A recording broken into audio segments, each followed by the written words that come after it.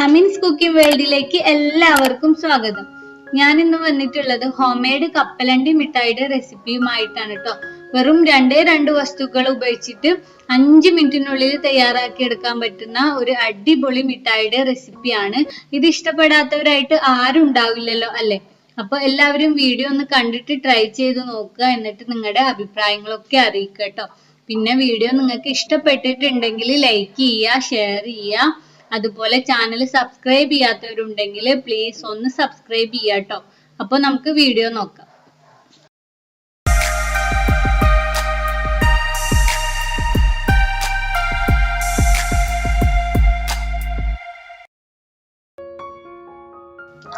ഇതിനായിട്ട് ഇപ്പൊ ഞാൻ 1 കപ്പ് അളവിൽ കപ്പലണ്ടിയാണ് എടുത്തിട്ടുള്ളത് കേട്ടോ. ഇത് തൊലി കളഞ്ഞ കപ്പലണ്ടി ഞാൻ വാങ്ങിച്ചതാണ്. ഇനി തൊലിയോട് കൂടിയുള്ള കപ്പലണ്ടി വാങ്ങിക്കുന്നവരാണെങ്കിൽ തൊലി കളയാനായിട്ട് ഒരു പാനിൽ 2-3 മിനിറ്റ് ഒന്ന് വറുത്തെടുക്കുക. എന്നിട്ട് കൈകൊണ്ട് നന്നായിട്ടൊന്ന് തിരുമ്മി കൊടുത്തു കഴിഞ്ഞാൽ പെട്ടെന്ന് തന്നെ തൊലി എടുത്ത് മാറ്റാനായിട്ട് പറ്റും കേട്ടോ. ഇനിയിപ്പോ ഈ കപ്പലണ്ടിനെ നമുക്ക് ഒന്ന് ക്രഷ് ചെയ്തെടുക്കണം. ഒന്നെങ്കിൽ മിക്സിയിൽ ഇട്ടിട്ടോ അല്ലെങ്കിൽ ഇതുപോലെയുള്ള ചോപ്പർ ഉണ്ടെങ്കിൽ ഇതിലൊക്കെ ഇട്ടിട്ട് നമുക്ക് നന്നായിട്ടൊന്ന് ക്രഷ് ചെയ്തെടുക്കാൻ പറ്റും കേട്ടോ. പിന്നെ ഈ കപ്പലണ്ടിക്ക് ഇങ്ങോട്ട് തിരുവനന്തപുരം ഭാഗത്തേക്ക് കപ്പലണ്ടി എന്നാണ് പറയാ. പക്ഷെ നമ്മുടെ മലബാർ ഭാഗത്തേക്ക് ഇതിന് ഒന്നെങ്കിൽ കടല അല്ലെങ്കിൽ നിലക്കടല എന്നൊക്കെയാണ് പറയാ. എന്തായാലും സാധനം നിങ്ങൾക്ക് മനസ്സിലായിട്ടുണ്ടാവുമല്ലോ അല്ലേ?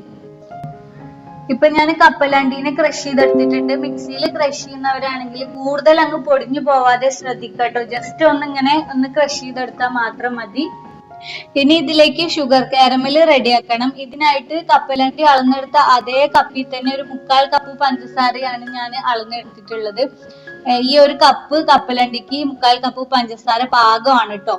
പിന്നെ ഇതിലേക്ക് ഒരു 2 ടേബിൾ സ്പൂൺ വെള്ളം കൂടെ ഒഴിച്ച് നമുക്ക് ഈ പഞ്ചസാരയെ നന്നായിട്ടൊന്ന് ഉരുക്കിയെടുക്കാം.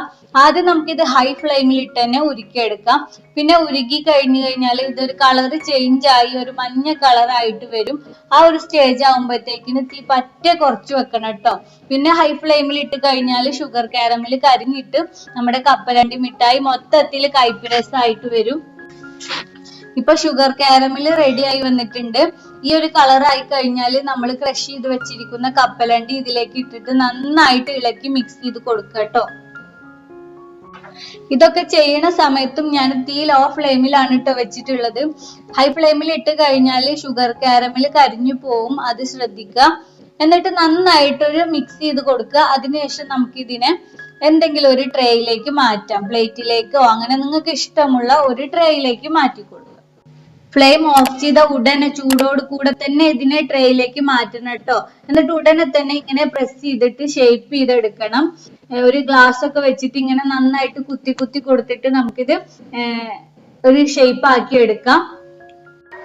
ഷേപ്പ് ആക്കി എടുത്ത ഉടനെ തന്നെ ഇങ്ങനെ കത്തി വെച്ചിട്ട് നമുക്കിത് കട്ട് ചെയ്ത് കൊടുക്കുകയും വേണം കേട്ടോ. അല്ലെങ്കിൽ പിന്നെ അത് തണുത്ത് സെറ്റ് ആയി കഴിഞ്ഞാൽ കട്ട് ചെയ്തെടുക്കാൻ വളരെ ബുദ്ധിമുട്ടാണ്. അപ്പൊ ആദ്യം തന്നെ ഇങ്ങനെ കട്ട് ചെയ്ത് കൊടുക്കുക. കട്ട് ചെയ്ത് കൊടുത്തു കഴിഞ്ഞിട്ട് ഒരു 3 മിനിറ്റ് ഇതിനൊന്ന് റെസ്റ്റ് ചെയ്യാനും വേണ്ടിയിട്ട് മാറ്റി വെക്കുക. അപ്പോഴത്തേക്കിന് കറക്റ്റ് നമ്മുടെ കടല മിഠായി സെറ്റ് ആയിട്ട് വരും. ഇനി നമുക്ക് ഓരോന്നായിട്ട് ഇളക്കി മാറ്റാം. അങ്ങനെ ഇപ്പോ ഇതാ കണ്ടോ, നമ്മുടെ അടിപൊളിയായിട്ടുള്ള ഹോം മെയ്ഡ് കപ്പലണ്ടി മിഠായി റെഡി ആയിട്ടുണ്ട്. വളരെ ടേസ്റ്റി ആണ് കേട്ടോ. വളരെ എളുപ്പത്തിൽ ഉണ്ടാക്കിയെടുക്കാവുന്നതേ ഉള്ളൂ. അപ്പൊ എല്ലാവരും ഒന്ന് ട്രൈ ചെയ്ത് നോക്കുക, എന്നിട്ട് നിങ്ങളുടെ അഭിപ്രായങ്ങളൊക്കെ അറിയിക്കുക കേട്ടോ. പിന്നെ ഈ വീഡിയോ നിങ്ങൾക്ക് ഇഷ്ടപ്പെട്ടിട്ടുണ്ടെങ്കിൽ ലൈക്ക് ചെയ്യുക, ഷെയർ ചെയ്യുക. അതുപോലെ ഈ ചാനൽ ഇതുവരേക്കും സബ്സ്ക്രൈബ് ചെയ്യാത്തവർ കണ്ടുകൊണ്ടിരിക്കുന്നുണ്ടെങ്കിൽ പ്ലീസ് ഒന്ന് സബ്സ്ക്രൈബ് ചെയ്യുക കേട്ടോ. സബ്സ്ക്രൈബ് ചെയ്താൽ മാത്രം പോരാ, സബ്സ്ക്രൈബ് ബട്ടൺ പ്രസ് ചെയ്തതിനു ശേഷം ഇതുപോലെ ഒരു ബെല്ലൈക്കൺ വരും, അതും കൂടെ പ്രസ് ചെയ്യുക. അപ്പൊ ഇത് ഇങ്ങനെ കാണാം. ഇതില് മുകളിൽ കാണുന്ന ഓൾ എന്ന ഓപ്ഷനും കൂടെ മറക്കാതെ പ്രസ് ചെയ്ത് വെക്കുക കേട്ടോ. എന്നാലേ ഈ ചാനലിലെ പുതിയ അപ്ഡേഷനുകളൊക്കെ ഉടനെ തന്നെ നിങ്ങൾക്ക് നോട്ടിഫിക്കേഷൻ ആയിട്ട് കിട്ടുള്ളൂ. അപ്പൊ നമുക്ക് വീണ്ടും ഒരു അടിപൊളി റെസിപ്പിയുമായിട്ട് കാണാം.